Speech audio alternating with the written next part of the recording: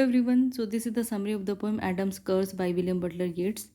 So these are the important points. Adam's Curse was published in 1904 in Yeats' collection In the Seven Woods. This poem is about the efforts that an artist has to make to produce good works of art. Poet believes that human beings have been subjected to hard labor since Adam's fall. So this is the text of the poem. We sat together at one summer's and that beautiful mild woman, your close friend, and you and I and talked of poetry. I said a line will take us hours maybe, yet if it doesn't seem a moment's thought, our stitching and unstitching has been not. So when the poem opens, we get to know that the poet was sitting with a friend and a beautiful old woman at the end of a summer season. So they started to talk about poetry. The poet talks about a lot of hard work which is required to produce a good work of art. He says that a lot of efforts are made even to write a single line of a poem. One has to spend a lot of time and energy to write a good work of art. Okay, come to the next lines. Better go down upon your marrow bones and scrub a kitchen pavement or break stones like an old pauper in all kinds of weather. For to articulate sweet sounds together is to work harder than all these, and yet be thought an idler by the noisy set of bankers, schoolmasters, and clergymen the martyrs call the world. So, in these lines, poet says that an artist's job is not like sitting and washing the kitchen's floor or to break stones in all kinds of weather like a poor person. It requires a lot of pain and labor on their part to produce a good work of art or to compose a single sweet poem.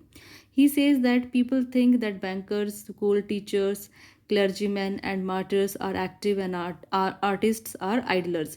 So they do not know that artists also make a lot of efforts to write good works. And thereupon that beautiful mild woman for whose sake there is many a one shall find out all heartache on finding that her voice is sweet and low, replied to be born women is to know, although they do not talk of it at school, that we must labor to be beautiful. I said it is certain there is no fine thing since Adam's fall but needs much laboring. So in these lines poet say that the old woman with whom they were sitting, she starts speaking. She says that women have to do a lot of hard work to stay beautiful. Her voice is so soft and polite that it can give heartache to other people. Poet admires her sweet and soft voice. Then poet replies to her and says that since Adam's fall, all people have to do a lot of labor to survive. Before the fall of Adam, there was no labor and life was easy and comfortable. There have been lovers who thought love should be so much compounded of high courtesy that they would sigh and court with learned looks precedents out of beautiful old books, yet now it seems an idle trait enough. So now in these lines, poet says that there have been lovers who would think that politeness and humbleness should be the basis of love. They even gave quotes from the books in order to support their arguments. But there are other lovers, okay, who think that love is an idle affair, okay. And a poet says that true love requires a lot of efforts and hard work. We sat grown quiet at the name of love. We saw the last embers of daylight die, and in the trembling blue green of the sky, a moon worn as if it had been a shell, washed by the time's waters as they rose and fell, about the stars and broke in days and years. So, in these lines, poet says that lovers become serious when they grow old. They see the last remains of the fire of passion in their love.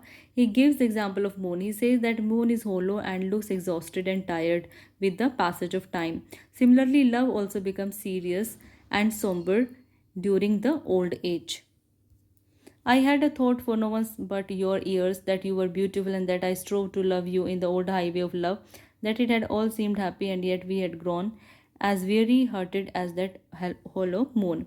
So, in these lines, poet says that his beloved was very beautiful and attractive when she was young, and he had wanted to love her in the best possible manner. But now, being old, he compares his love with the hollow moon. He says that his love is now lacking the warmth and the passion that he once had felt for this lady. And here the poem ends.